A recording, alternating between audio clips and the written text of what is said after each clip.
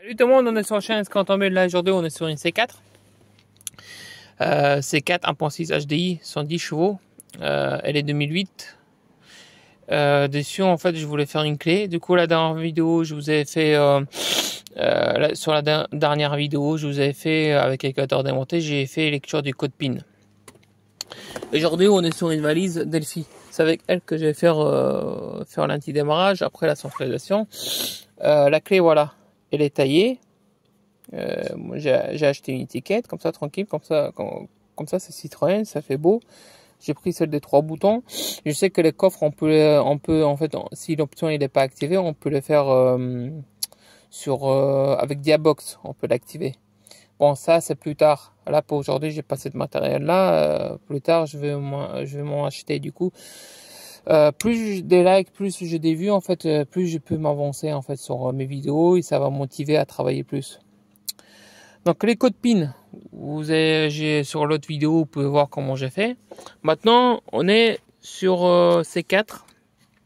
On se met sur Citroën C4 entre 2024 2011. J'ai mis 2008. Je suis rentré dans multifonction. Si je dis pas de bêtises, ça doit être dans le body computer basic calculator carrosserie. Je rentre à l'intérieur. Et il va faire la lecture. On commence à faire la lecture, Delphi. Hop, hop. Voilà, là je suis connecté. Du coup, je me connecte sur TickTick. C'est pour faire... Ah non, ça c'est... TickTick, c'est pour faire des tests, en fait, des composants, est-ce qu'ils fonctionnent ou pas. On rentre dans programmation calculateur. Ici, vous avez regardé, entrer les codes de sécurité. Après, on va faire entrer dans un nombre de clés. On peut faire 8 clés en total, en fait, 1 à 8. Donc là, je rentre dans le truc de sécurité. En fait, il explique que normalement, vous avez une carte. Mais si vous l'avez pas, vous êtes obligé, en fait, d'avoir le code PIN. Ou vous avez chez les concessionnaires, ou en fait, vous devez faire les lectures des codes PIN. Moi, j'ai fait avec un appareil dans l'EEPROM. Et après, j'utilise un logiciel. Sur la dernière vidéo, j'ai bien montré comment faire. Du coup, les codes, c'est YUTM. Donc, je marque UTM. Voilà. Opération réussite. Ça, c'est déjà bien. Maintenant, je rentre dans les clés. Entrer les nombres des clés. Voilà. Donc, il me demande entre un nombre de clés, appuyer sur un. Bon, je vais mettre 2. La deuxième clé. Hop. Couper les contacts et enlever la clé. Hop. Je coupe le contact et j'enlève la clé. D'accord. J'appuie sur OK. Insérer la première clé, il mettait le contact. D'accord. Je mets le contact. OK. Couper les contacts et enlever la clé. Je coupe. J'enlève. Insérer la deuxième clé, il mettait le contact. Ok, donc la deuxième clé, elle est là, vous voyez bien. Il n'y a pas d'arnaque. J'insère, je mets le contact. Opération réussie. Bon, c'est facile. Maintenant, on va démarrer. Opération réussie, j'appuie OK. Ça marche. Maintenant, on démarre.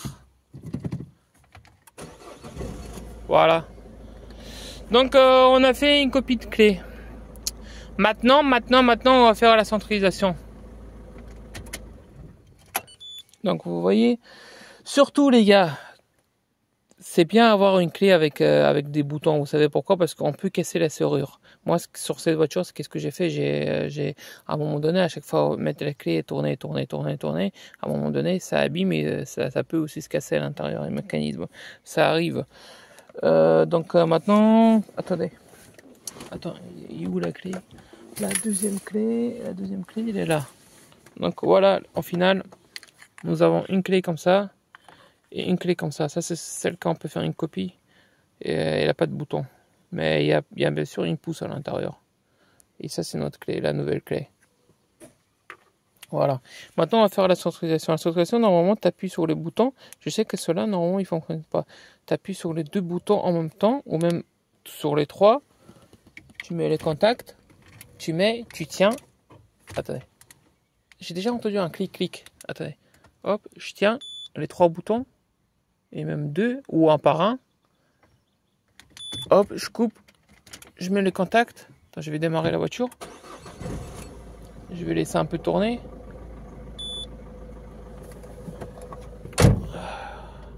Je coupe. C'est bizarre, ça n'a pas marché. Attendez, bon, on va recommencer la manipulation. J'appuie sur le bouton, je tiens. J'appuie 10 secondes. Je coupe. J'appuie.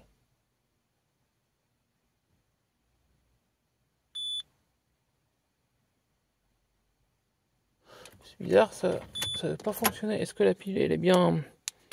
Ah, voilà, c'est bon, vous avez vu? Voilà. En fait, j'étais resté appuyé 10 secondes. Après, normalement, la souscription, elle se met tous... En fait, elle s'active, quoi. Donc, maintenant, en fait, en finale, les gars, c'est simple, c'est pas compliqué. Ça peut rendre un service à quelqu'un. Si vous savez pas lire les codes PIN, envoyez-moi les fichiers avec mon logiciel et je peux vous donner les codes PIN. Mais il faut avoir du matériel pour ça. Moi, je suis avec KT tout ça. Il y en a, en fait, il y a des matériels que vous pouvez lire avec l'OBD, en fait. L'OBD, il est là. Et vous pouvez lire les codes PIN. Moi, je fais manuellement. Moi, ça me prend quoi, 10-15 minutes? Pas beaucoup. Bon, bref.